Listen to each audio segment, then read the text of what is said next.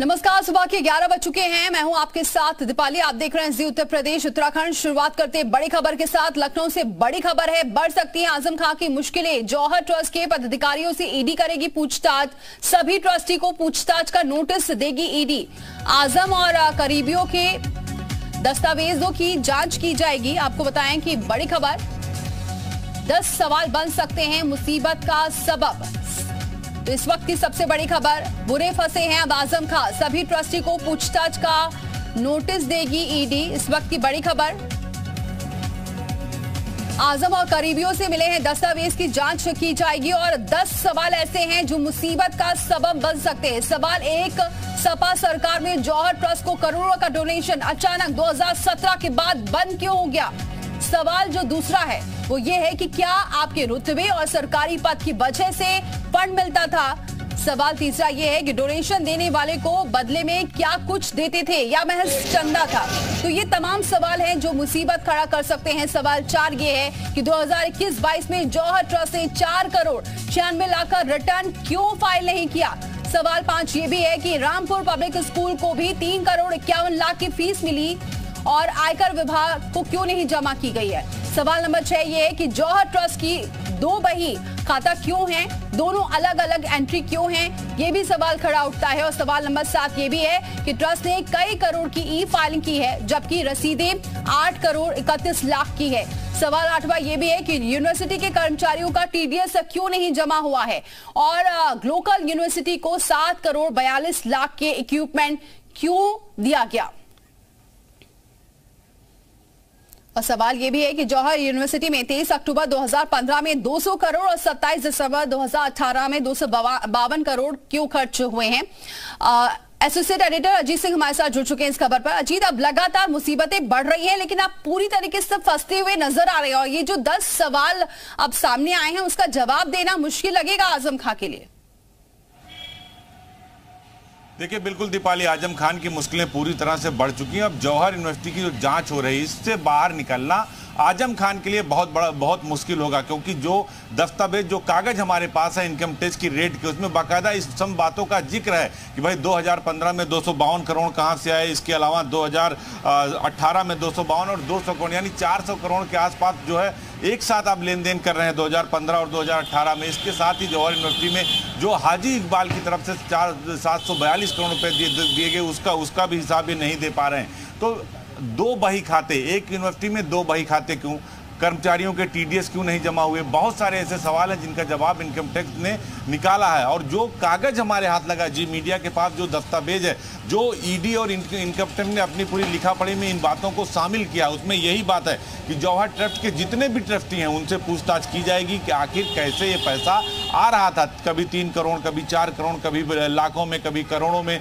742 करोड़ रुपए जो आया हाजी इकबाल ग्लोबल यूनिवर्सिटी से, उसकी वो पैसा कैसे आया, क्या इसमें विदेशी फंडिंग है। 2015 में 200 करोड़ आया, 2018 में 252 करोड़ आया। तो इन सब की जांच अब ईडी कर रही है और जितने भी जौहर यूनिवर्सिटी के ट्रस्टी हैं सभी ट्रस्टियों को ईडी बाकायदा नोटिस देगी दीपाली, उनको पूछताछ के लिए बुलाएगी। शायद ये लगभग टोटल अगर आप करें तो लगभग 2000 करोड़ के आसपास का ये मामला बनता है। इसका जवाब आजम खान और उनके ट्रस्टियों को देना होगा। जो मुश्किल है, ये जो 10 सवाल हम चला रहे हैं अपने टीवी स्क्रीन पर, ये दर्शकों के लिए जानकारी है, लोगों के लिए, कि इन सवालों के जवाब आजम खान नहीं दे पाए पूछताछ के दौरान। ये वो 10 सवाल थे जिनके कई बार सवाल पूछे गए इनकम टैक्स की रेट के दौरान, पूछताछ के दौरान। इन सवालों के जवाब आजम खान के पास नहीं थे। तो इस बात से अंदाजा दीपाली आप लगा सकते हो कि आने वाला वक्त आजम खान के लिए अच्छा नहीं है। एक तरफ इनकम टैक्स की रेट, दूसरी तरफ ईडी की रेट, कई सारे मुकदमे जो चल रहे हैं। तो अब मनी लॉन्ड्रिंग का केस भी इस पे बनता है। तो ईडी की एंट्री हो चुकी है।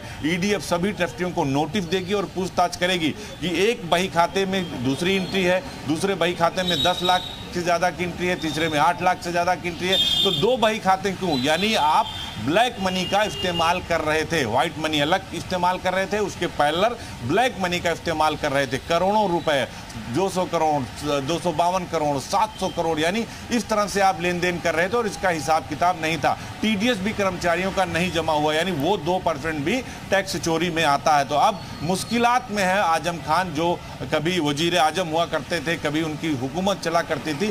पहले तो उनका जो सियासी सितारा था वो गर्त में गया, और अब उनका जो आर्थिक साम्राज्य है, उनका जो जमीन जायदाद जो है, जो उन्होंने जबरन कब्जा की जौहर ट्रस्ट के अलावा, उस पर अब ईडी की मनी लॉन्ड्रिंग का केस दर्ज करके वो कार्रवाई चल रही है। तो निश्चित तौर पर आने वाले वक्त में आजम खान और उनके सभी ट्रस्टियों को बुलाकर पूछताछ की जाएगी। और ये 10 सवाल दीपाली हम चला रहे हैं, जो अभी आप बता रहे थे अपने दर्शकों को, इन 10 सवालों के जवाब आजम खान और उनके ट्रस्टियों को देना होगा। बिल्कुल अजीत, अब जो ट्रस्टी हैं वो भी अब बचने वाले नहीं। और दूसरी बात, जो तमाम ये आरोप लगा रहे थे कि जबरदस्ती फंसाया जा रहा था, लेकिन ये जो सवाल सामने आए हैं इससे पूरा साफ क्लियर हो रहा है कि आप आंसर नहीं दे पा रहे हैं। इसका मतलब आपने कहीं ना कहीं ये पूरे मामले में घपला किया है, इसी वजह से सवालों का जवाब भी नहीं दे पा रहे और इसी वजह से अब ईडी पूरी जांच करेगी।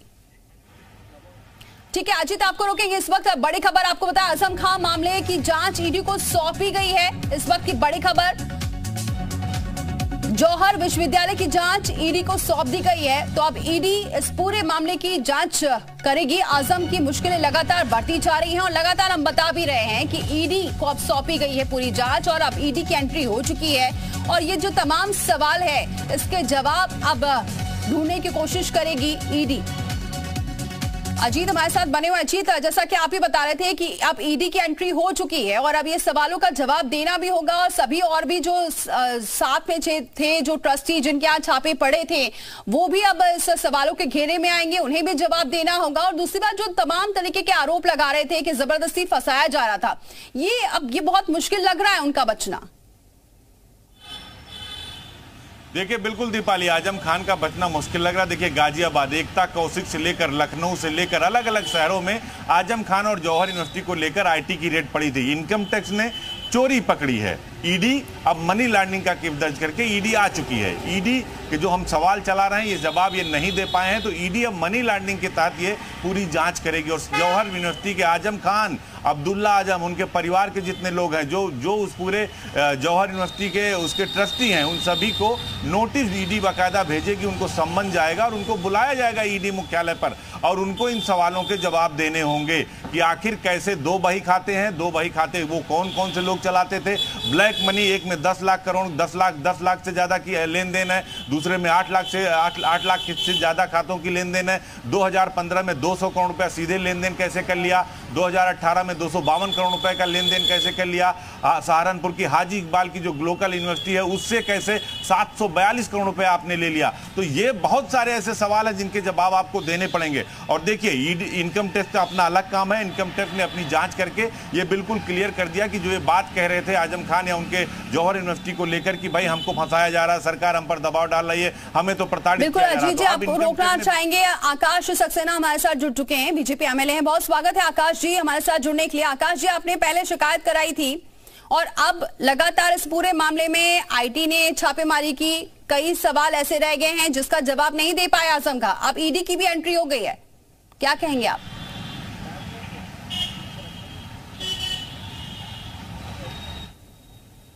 आकाश जी, मेरी आवाज आप तक पहुंच रही है? बिल्कुल बिल्कुल, आपकी आवाज आ रही है। जी जी बोलिए।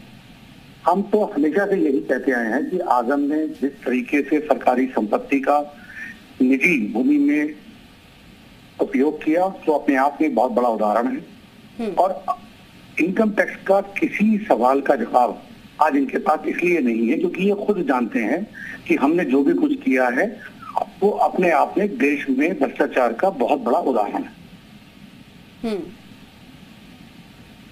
तो आकाश जी, लगता है कि अब ये मुश्किलें और बढ़ेंगी और आपने जो शिकायत करी थी कहीं ना कहीं वो सही साबित होती नजर आ रही है? देखिए, हमने हमेशा से अगर आज 2015 से हम लगातार इनकी जिस तरीके से आकाश जी हमारे साथ एसोसिएट एडिटर अजीत सिंह जी जुड़े हुए, वो आपसे कुछ सवाल करना चाहेंगे। अजीत जी बोलिए। आकाश जी, मैं अजीत सिंह बोल रहा हूं। मेरा सवाल आपसे है कि आपने आजम खान के खिलाफ तो सबसे पहले मोर्चा खोला था, लेकिन जो दस्तावेज हमारे हाथ लगे हैं, जी मीडिया के हाथ लगे हैं, उसमें लगभग 1000 करोड़ के टर्नओवर की बात है। 742 करोड़ सिर्फ हाजी इकबाल की लोकल यूनिवर्सिटी से आया है। 2015 में 200 करोड़, 2018 में 252 करोड़ और 2 बही खाते जौहर यूनिवर्सिटी के चल रहे थे। तो आपको लगता है कि अब ईडी मनी लॉन्ड्रिंग केस में एंट्री कर चुकी है? चूंकि आप लगातार इस मामलों की पैरवी करते रहे हैं और आप बीजेपी के विधायक भी हैं, तो आपको लगता नहीं कि अब आजम खान का द एंड होने वाला है, या आप अपनी लड़ाई में जीतने वाले हैं पूरी तरह से? पहले सियासी जीत और अब आर्थिक चोट। देखिए, किसी व्यक्ति का अंत कब होगा ये ऊपर वाला निर्णय करता है, लेकिन आपने अगर जमीन पर रहकर अगर आपने सरकारी संपत्ति को जबरदस्ती उसका उपयोग किया है और उसको गलत तरीके से अपनी निजी संपत्ति में शामिल किया है, तो वो एक न एक दिन जनता के सामने आना ही था। दूसरा, जिस तरीके से इन्होंने सहारनपुर में, ये बात बिल्कुल सही है, इन्होंने अपने मेडिकल कॉलेज का जो जितने उसका जो सामान था वो 7.242 CR का वो सामान इनको डोनेशन में दिखाया है, और फिर अपने मेडिकल कॉलेज को एक तरीके से वो सहारनपुर की यूनिवर्सिटी रन कर रही है। अगर आप देखें बारीकी से, हर चीज में इनकी गलत तरीके से, क्योंकि इनको पता है कि मेडिकल कॉलेज की परमिशन इनको मिली नहीं है, तो इन्होंने दूसरे तरीके से उस मेडिकल कॉलेज को चलाने की इन्होंने ये तैयारी की है। और अगर हम बात करें ईडी की, तो सरकार अपना काम कर रही है। हमें जो हमने शिकायतें की थी वो शिकायतें लगभग बिल्कुल सही हैं। जैसे अगर मैं ये कहूँ कि 100 करोड़ रुपया समाजवादी पार्टी की सरकार में आजम खान नगर विकास मंत्री होते हुए जल निगम का पैसा, जिसके मंत्री ये स्वयं थे, जल निगम का पैसा इन्होंने जौहर ट्रस्ट में जबरदस्ती लगवाया। तो हम तो चाहते हैं कि उस समय के अधिकारी आज जवाब दें कि किस दबाव में, किस शासनादेश के अंतर्गत वो पैसा वहां लगाया गया। उत्तर प्रदेश में और भी यूनिवर्सिटियां थी भाई, सारा आकाश जी अब तो ईडी सवाल पूछेगी इनसे, ईडी सवाल पूछेगी, जितने भी जौहर ट्रस्ट के लोग हैं सबसे सवाल पूछे जाएंगे। आपको लगता है कि जो जल निगम का मामला है, जो जौहर यूनिवर्सिटी का मामला है, जमीनों से लेकर और जो विदेशी फंडिंग की बात है, उन सब की अब जांच हो रही है? नहीं, बिल्कुल होनी भी चाहिए। हम तो कहते हैं होनी भी चाहिए और बारीकी से होनी चाहिए। जौहर ट्रस्ट में जो जो जुड़ा है उसकी बारीकी से जांच होनी चाहिए। जिसने जौहर ट्रस्ट में डोनेशन दिया है उसके ITR की जांच होनी चाहिए। जो जो जौहर ट्रस्ट से सीधा या गलत तरीके से जोड़ा है उन सबकी जांच होनी चाहिए। यानी अब जांच होगी, अब ईडी की एंट्री हो चुकी है। अब जाहिर सी बात है बहुत मुश्किल है इन सवालों का जवाब देना और बचना भी आजम खान का। बहुत शुक्रिया आकाश जी हमारे साथ जुड़ने के लिए, बहुत शुक्रिया अजीत हमारे साथ जुड़ने के लिए।